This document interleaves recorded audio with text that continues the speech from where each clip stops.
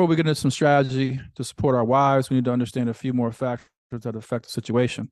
Yes, she lacks courage and sits in fear of the world, but she also lacks accountability for her feelings. Meaning, although her feelings are being triggered by something outside of her and her functioning is potentially disruptive to the family and to the relationship, she's not going to accept any responsibility for how she's feeling or behaving. Accountability is a masculine trait and owned by the leader, the king, not the queen. Thus, your strategy can never be to hold her accountable for her feelings or actions. It won't work and will only make things worse. Thus, one of our strategies will be to help her feel free of accountability and responsibility for her feelings and behavior. Is this fair to us as men? Yes, because as men, as husbands, as leaders, etc., in our marriages, we've accepted the role of being the accountable party in all things happening in our families and relationships. This is something we need to get used to as men.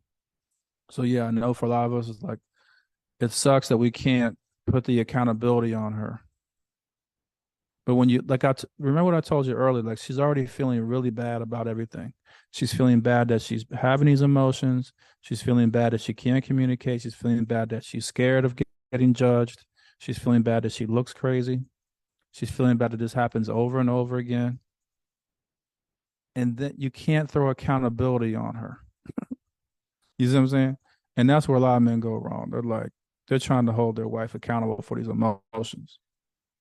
You always do this, and you see what I mean? Like, and it just now it just spirals out of control. And I know it doesn't seem fair. You know what I'm saying? Like we want to be able to hold other people accountable. It makes our life easier. Like, for example, if our kids were accountable, that would just make shit so much easier. You see what I'm saying? You're like, okay, who knocked the vase over and broke it? Your kids raise your hand. I did. So like, okay, what you gonna do about it? Well, I took my savings together and I ordered a new one. Like, okay, good job. You know what I'm saying? And I cleaned it up and you know what I'm saying? And I put in some protocols to prevent me from playing recklessly. Like we would love that. Everybody wants, you know what I'm saying? Everybody wants everybody to be accountable and to handle it.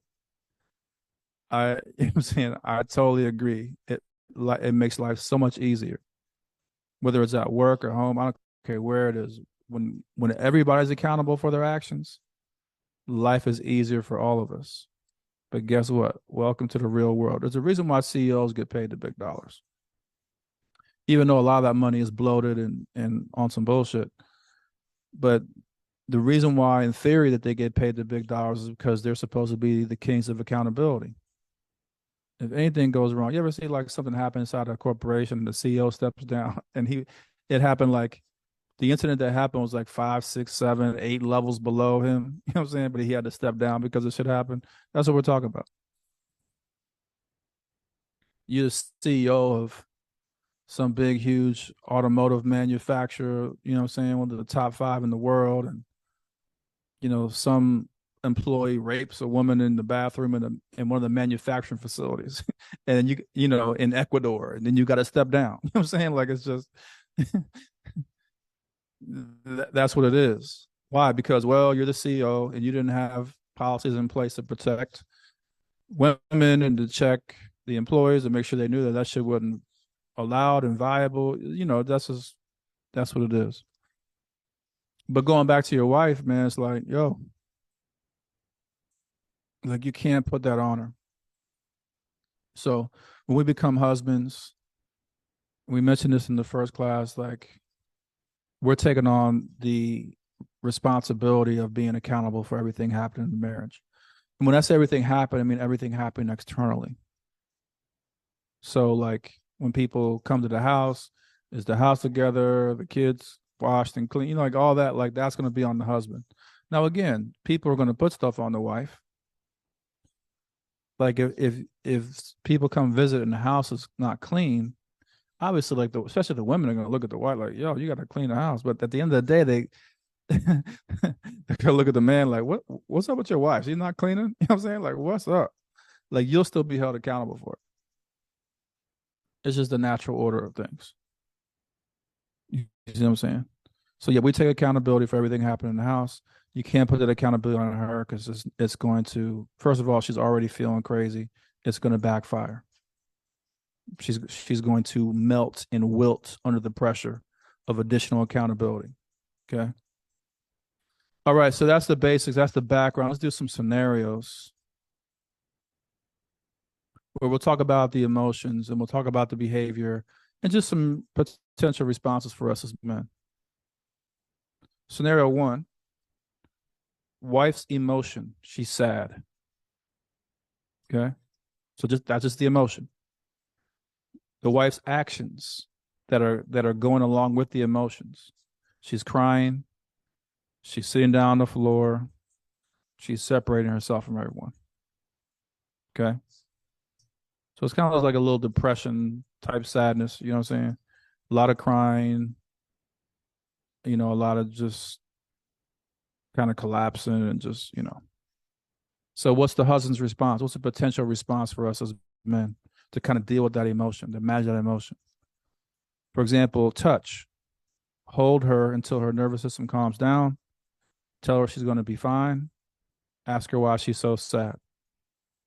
She's probably not going to tell you right away, and she's probably not going to know. You have to remember that as men. She might not really know why she's sad. She might have an idea, but she might not know. In addition to all that, let me just say this to the brothers. This is important too.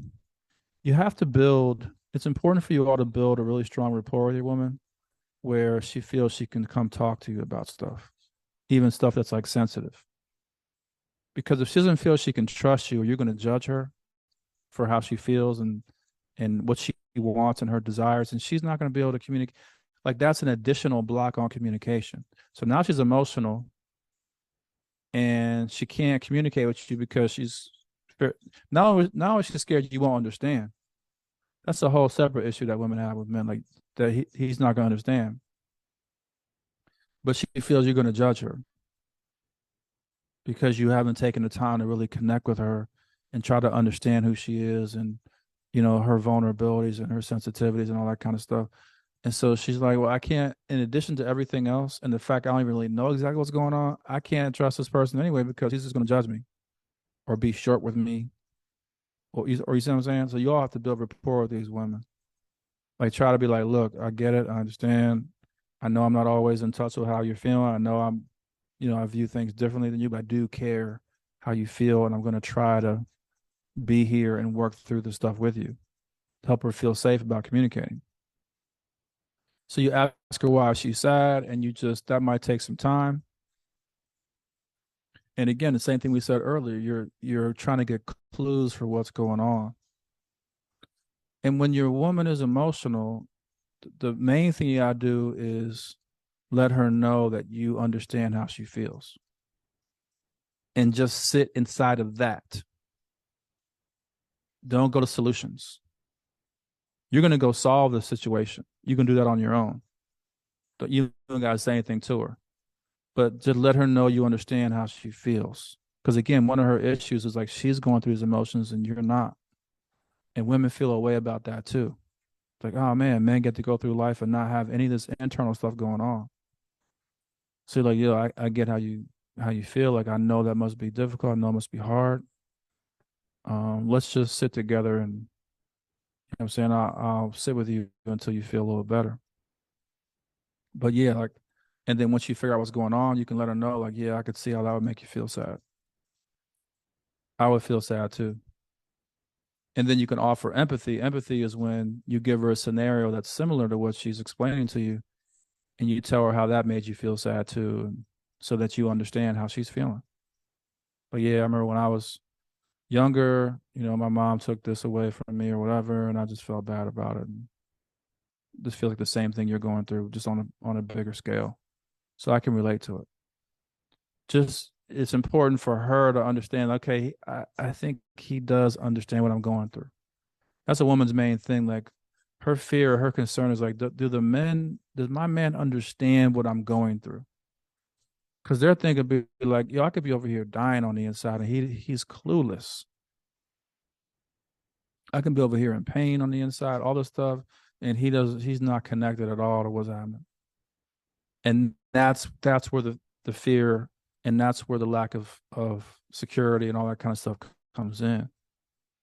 Because in a woman's mind, they're like, if he understands how I feel, then he's going to be able to protect me and address the situation.